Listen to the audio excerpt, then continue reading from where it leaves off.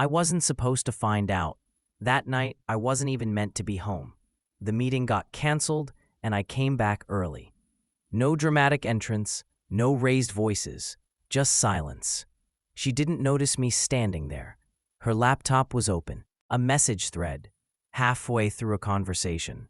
I wish I could forget the words. He believes everything. Just a few more months and we're good. I felt my heart stop. She was talking about me, smiling in my face while planning her escape with someone richer, someone who could give her the life she deserved. Whatever that meant. I didn't confront her. Not then. I walked away without a sound. That night, I lay next to her, pretending to sleep, wondering how long she'd been lying. Every touch, every kiss, every I love you suddenly felt poisoned. But I wasn't going to cry. I wasn't going to scream. She wanted a performance, a scene she could twist later. So I gave her nothing, just silence. But inside, I was building something colder. I wasn't going to beg her to stay. I was going to watch her fall, quietly, completely, and with a smile on my face. She kept pretending. Woke up, made breakfast, kissed me goodbye. I watched her routine like it was a stage play. Same lies, different day. But now I knew the script. I started collecting things. Screenshots, receipts, bank transfers, emails. Everything she thought she'd hidden. Turns out, she wasn't that clever. Just confident no one would ever question her. She thought I was too trusting, and maybe I was. But trust turns to strategy when it's broken. Every lie became a weapon, and I was patient. I wasn't planning revenge. I was preparing justice, disguised as karma. She thought she was untouchable. Her new guy? Flashy, loud, rich, but careless. I followed the breadcrumbs. Fake companies, shady transfers, hidden accounts in her name. She was laundering his money and didn't even realize it. Or maybe she did. Either way, it made her vulnerable. I tipped off the right people anonymously. No fingerprints, no traces, just facts in the right hands. Meanwhile, I smiled through dinners and acted clueless. She even thanked me for being so supportive. I almost laughed. Because by then, I'd already planted the seeds that would ruin her perfectly planned future. It started with a call. Her account got flagged. She was confused. I pretended to care.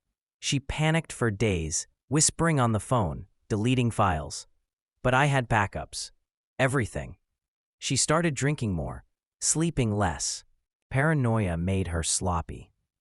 The man she left me for, he ghosted her the second things got messy. Said she was too risky. Suddenly, the life she chose started to crack. Her job found out. HR began asking questions. Friends stopped replying. And I just watched. I didn't gloat. I didn't interfere. I just let the consequences arrive like slow, cold rain. She broke first. Came home in tears, blaming everyone else. People are out to get me. I don't know who to trust. I nodded.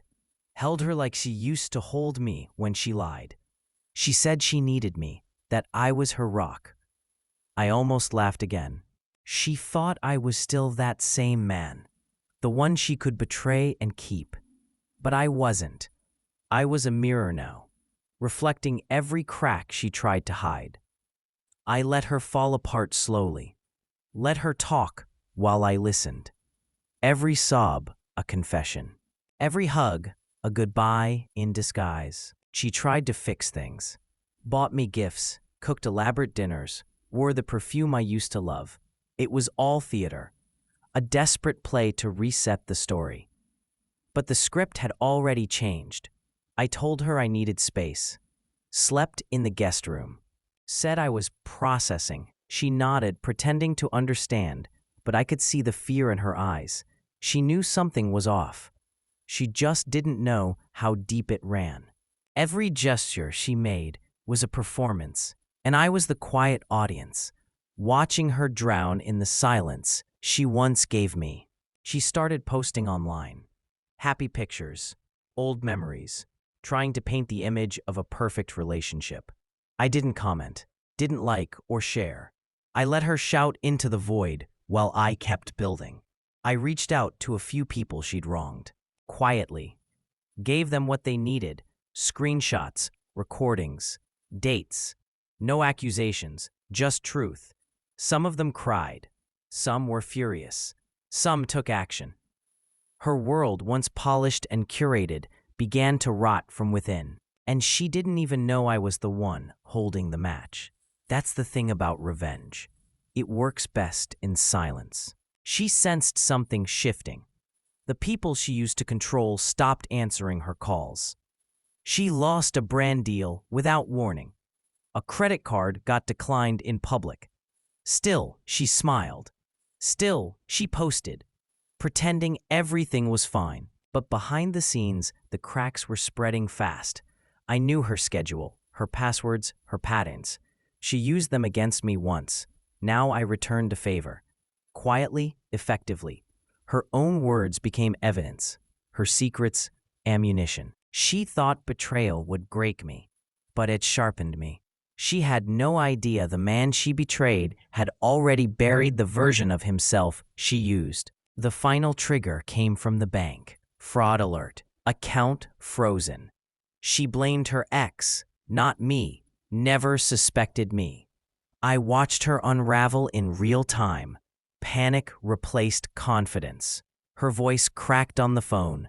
Her hands shook. She thought money would save her. But the very thing she chose over love was now choking her.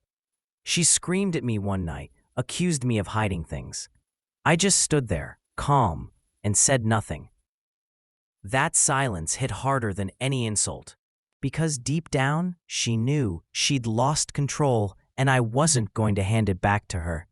She left that night, said she needed space, packed a bag and slammed the door. I let her go, didn't stop her. I went to the kitchen, made tea, and sat in peace.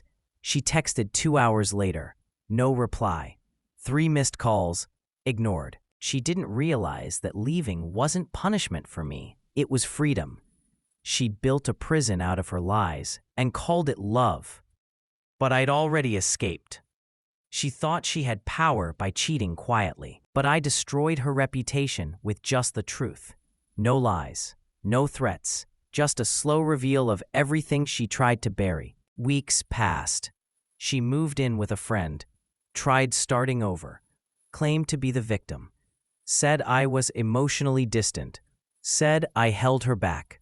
She cried on social media, told half-truths to get sympathy, but the people who knew better stayed silent, or worse, corrected her. One by one, her stories collapsed. Screenshots I'd shared surfaced, messages with timestamps. The perfect woman image she built shattered. She deleted posts, blocked people, then disappeared from online for a while. But damage like that doesn't fade, it stains.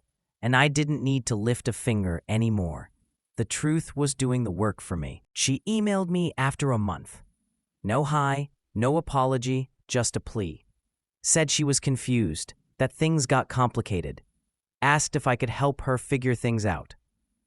I stared at the screen, emotionless. This was the same woman who smiled at me while lying through her teeth. Now she needed saving, but I wasn't a lifeguard anymore. I was the current she had underestimated.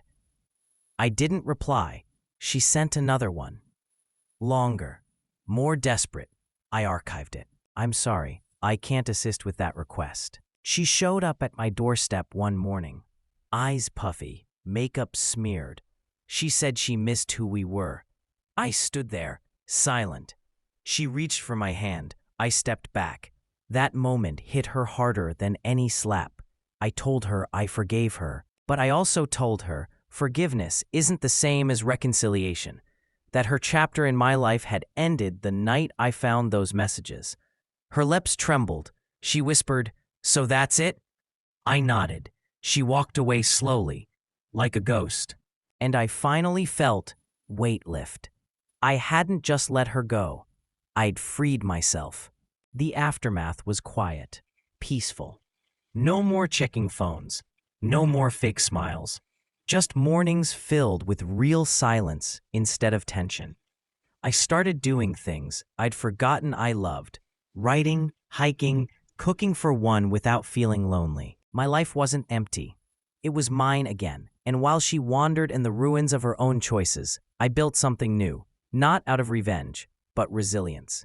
Because sometimes the best revenge isn't destruction, it's indifference. It's moving on while they spiral. Wondering why the world feels colder without your warmth. That's not karma. That's simply balance restoring itself. People asked what happened. I kept it simple. We grew apart. I didn't badmouth her, didn't share the details. I let people draw their own conclusions. The ones who mattered knew the truth. The ones who didn't need to. She tried reaching out again, new numbers, fake profiles, even mutual friends. I stayed silent. Every message was a reminder of who she really was. Not the woman she pretended to be, but the one who traded love for convenience, loyalty for greed. She didn't fall because I pushed her. She fell because she built her life on lies. And it finally collapsed. She disappeared for a while, deleted her socials, moved to another city, I think. Friends said she was trying to start over. Good for her. But I didn't care. I wasn't watching anymore. I had no interest in whether she healed or crumbled. That part of me, the one that used to ache for her, was gone. I didn't hate her. Hate takes energy. What I felt was nothing, and nothing is the loudest silence someone like her can hear. She wanted to matter, but she became irrelevant. Not because I erased her, but because she lost the right to stay in my story. One day, I walked past a cafe and saw her sitting alone. She looked older, tired, like life had pressed pause on her plans.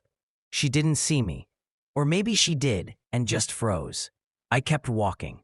No smile, no stare, just a ghost passing another ghost. That moment felt like closure. Not because I needed it, but because I realized I didn't. I didn't need her pain to feel peace. I had already won, not through revenge, but through rebuilding.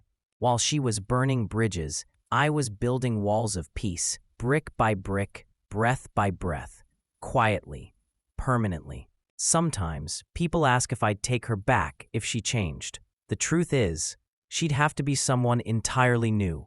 And even then, I wouldn't want her. Because I no longer crave chaos disguised as love. I want honesty, stability, someone who chooses me when no one's watching. She chose money, luxury, image. I chose peace, integrity, growth. Her loss wasn't just me. It was the version of herself that only existed when she was with someone who truly cared. And once trust is broken, you don't rebuild it, you replace it. With solitude, with clarity, with something she'll never find again. So if you ever wonder what happened to the guy who was too trusting, too kind, too loyal, he didn't die. He just evolved.